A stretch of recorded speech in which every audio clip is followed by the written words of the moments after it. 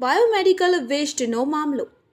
વખાખુલી ગૌચર જમીનમાંથી biomedical વેસ્ટનો કચરો મળી આવ્યો.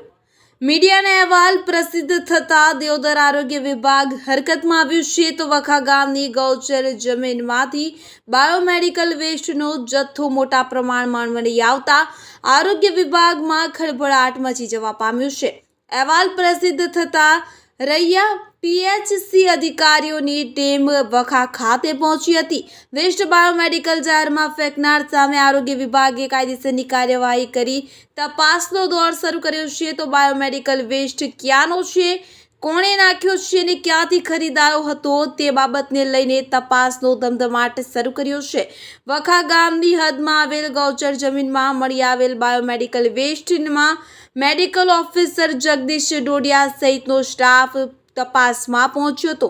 બાયોમેડિકલ વેસ્ટની એક્સપાયરી ડેટ દવાઓના સેમ્પલ લઈ બેચ નંબર તપાસવામાં આવશે તેવું મેડિકલ ઓફિસરે જણાવ્યું છે.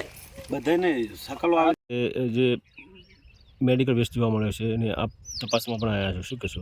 એટલે આજરોજ અમને આશરે 11 વાગ્યા આસપાસ અમને ન્યૂઝ દ્વારા જાણવા મળેલ કે દવાઓ એક્સપાયર્ડ દવાઓનો જથ્થો ઈસરવા રોડ જે વખા ગામથી નજીક છે ત્યાં મળેલ છે.